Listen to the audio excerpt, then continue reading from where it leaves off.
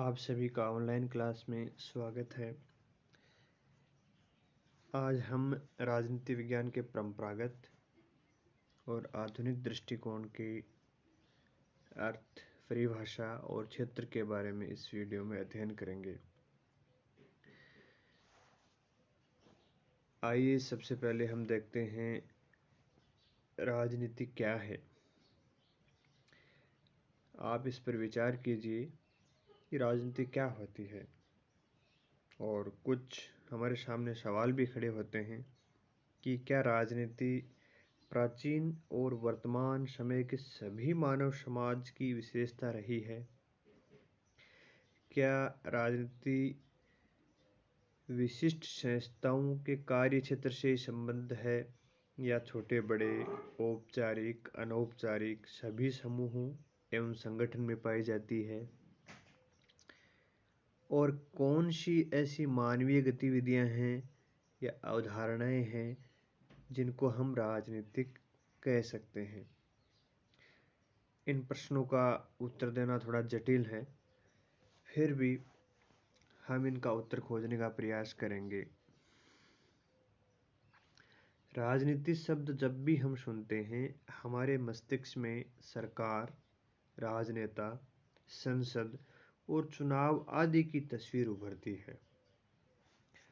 और आजकल आप देखते हो हमारे जो राजनेता हैं, भारतीय क्षेत्र की बात करें तो राजनेताओं का आचरण अधिकतर सत्ता और धन प्राप्ति की व्यक्तिगत लालसा से जुड़ा हुआ होता है। रिश्वत लेना, जालसाजी करना, भ्रष्टाचार करना, भाई भतीजावाद करना आदि का प्रयोग राजनीतिक कुशलता का अभिप्राय बन गया है, और लोग इनको मान्यता भी देना लग गए हैं। और इस आचरण की सूचना हमारे पास मीडिया के माध्यम से पहुंचती रहती है, और यही मुख्य कारण है कि राजनीति को आज एक नकारात्मक प्रक्रिया के रूप में समझा जाता है, और आम आदमी को इससे दूर रहने की सलाह दी जाती है, जबकि आम आदमी खुद भी कहता है कि मुझे राजनीति नहीं करनी, मुझे राजनीति से दूर रहना है। लेकिन ये जो समझ बनी है राजनीति की, ये बहुत ही सीमित समझ है। राजनीति के वास्तविक अर्थ को ये नहीं बताती है। तो आइए हम देखते हैं राजनीति का क्या अर्थ है। हालांकि इसकी कोई अभी तक सर्वसम्मत परिभाषा नहीं है। प्लेटो से लेकर समकालीन अवधि तक जितने भी राजनीतिक विचारक हुए हैं, उन्होंने राजनीति के अर्थ को भिन्न भिन्न स्वरूप में समझा है और परिभाषित किया है। फिर भी हम प्रयास करते हैं राजनीति के अर्थ को समझने का। राजनीति विज्ञान जो शब्द है, उसके लिए अंग्रेजी में पॉलिटिक्स शब्द का प्रयोग किया जाता है, और पॉलिटिक्स शब्द की उत्पत्ति यूनानी भाषा के शब्द पोलिस से हुई है, और पोलिस का अर्थ है नगर राज्य, या यूँ कह सकते हैं समुदाय, या कोई समग्र रूप में राज्य हो। तो पोलिस जो है वो प्राचीन ग्रीस में, जिसको हम यूनान बोलते हैं, वहाँ पोलिस या नगर राज्य राजनीतिक संगठन का सबसे लोकप्रिय एवं सामान्य स्वरूप था, जो सामान्य हित की भावना को दर्शाता था। सामूहिक जीवन से संबंधित जो भी निर्णय होते थे, उन सभी निर्णयों का आधार पोलिस ही था। पोलिस का मतलब नगर राज्य। उस समय छोटे छोटे राज्य हुआ करते थे, उनको नगर राज्य बोला जाता था। और राजनीति का प्रारंभ भी इन्हीं नगर राज्यों से हुआ है, इन्हीं राज्यों से हुआ है, क्योंकि आप जानते हो मनुष्य सामाजिक प्राणी है और अपनी आवश्यकताओं की पूर्ति समाज में रहकर ही करता है।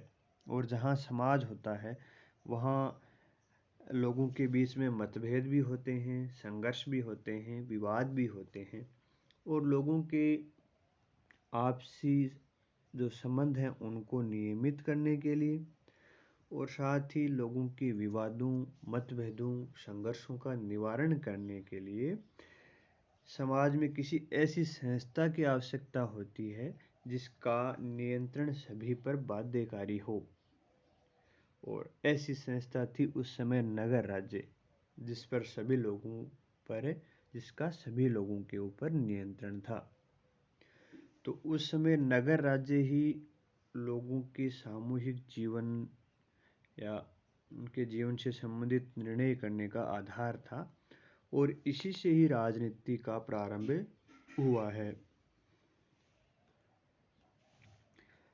और राजनीति अध्ययन की परंपरा का श्रेय भी यूनानी विचारकों को ही दिया जाता है, जैसे प्लेटो, सुकरात, अरस्तु आदि विचारकों ने राज्य के स्वरूप, राज्य के उद्देश्य, राज्य और व्यक्तियों के संबंध आदि विषयों पर अपना स्पष्ट दृष्टिकोण प्रतिपादित किया था।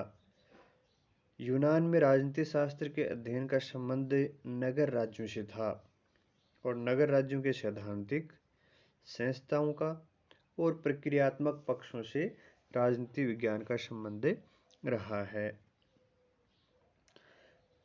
राजनीति शास्त्र में राज्य के अस्तित्व से संबंधित दार्शनिक प्रश्नों पर भी यूनानी काल में ध्यान दिया गया था, और अध्ययन के क्षेत्र में राज्य के मूल प्रयोजन, राज्य में सत्ता के अधिकार, राजकीय शक्ति पर नियंत्रण आदि पक्षों पर भी उस समय ध्यान यूनानी विचारकों के द्वारा दिया गया था।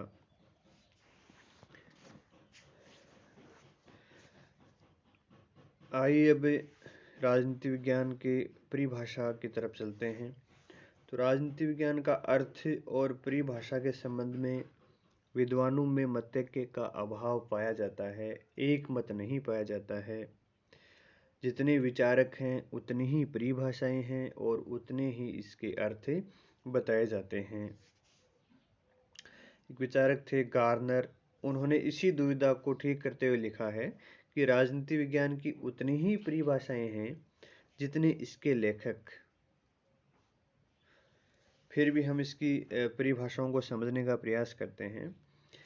राजनीति का जो मुख्य उद्देश्य है वो है उत्तम जीवन को प्राप्त करना, मनुष्य के जीवन को सहज, सरल और अच्छा बनाना। और इस संबंध में राजनीति में विज्ञान में विभिन्न परंपराओं का उदय हुआ और विकास हुआ। अलग अलग विद्वानों के द्वारा अलग अलग तरीके से उत्तम जीवन को प्राप्त करने के तरीके बताए गए,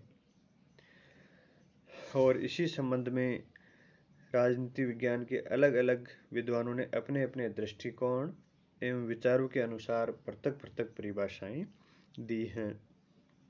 तो राजनीति विज्ञान की परिभाषाओं को हम दो दृष्टिकोणों में विभाजित कर सकते हैं, जो आपके सामने स्क्रीन पे हैं। परंपरागत दृष्टिकोण के अनुसार और आधुनिक दृष्टिकोण, इन दो दृष्टिकोणों के आधार पर राजनीति विज्ञान की परिभाषाओं को हम समझेंगे। तो आइए सबसे पहले हम परंपरागत दृष्टिकोण के अनुसार राजनीति विज्ञान की परिभाषाओं पर चर्चा करेंगे।